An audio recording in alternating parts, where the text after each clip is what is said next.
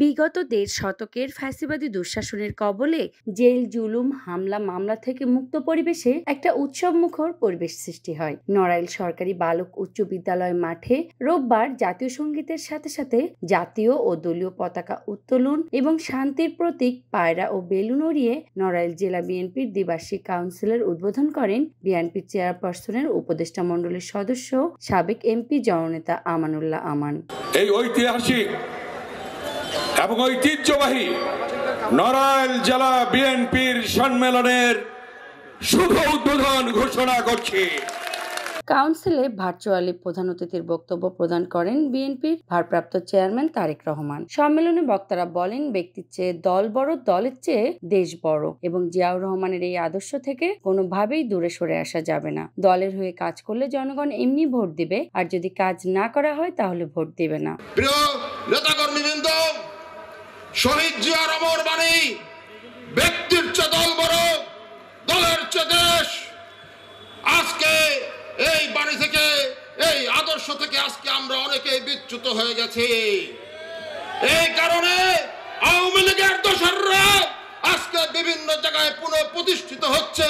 তাই প্রিয় নেতা, আজকে ভোটের মাধ্যমে আমরা কাউন্সিলে নির্বাচনে অংশ নিয়েছি।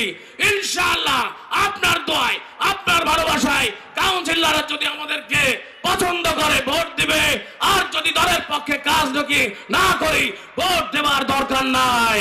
অন্তর্বর্তীকালীন সরকার যদি নব্য দল গঠন করতে চায় তাহলে রাজপথে নামতে আহ্বান জানান এই নেতা। বৈষম্য বিরোধী ছাত্র নেতা আছে, কিছু বক্তব্য দিচ্ছেন, তারা নাকি কি করবে, দল গঠন করবে নব্য দল।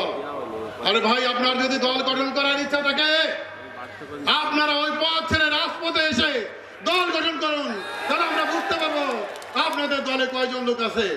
বিএনপি চেয়ারপারসনের উপদেষ্টা মণ্ডলীর সদস্য ক্ষুদ্র স্বার্থ ভুলে বৃহত্তর স্বার্থে সকলকে এক হয়ে কাজ করার আহ্বান জানান। ধৈর্য এবং সহনশীলতার সাথে সকলে ঐক্যবদ্ধভাবে আপনারা কাজ করবেন। ক্ষুদ্র স্বার্থ ভুলে গিয়ে বৃহত্তর স্বার্থে আপনারা এক হয়ে ঐক্যবদ্ধ হয়ে কাজ করবেন। এই অনুরোধ রেখে আমি পরবর্তীতে আমার বক্তব্য রাখবো। আমি আজকে এই ঐতিহাসিক এবং ঐতিহ্যবাহী নড়াইল জেলা বিএনপির সম্মেলনের শুভ উদ্বোধন ঘোষণা করছি। Desk report, voice of tiger.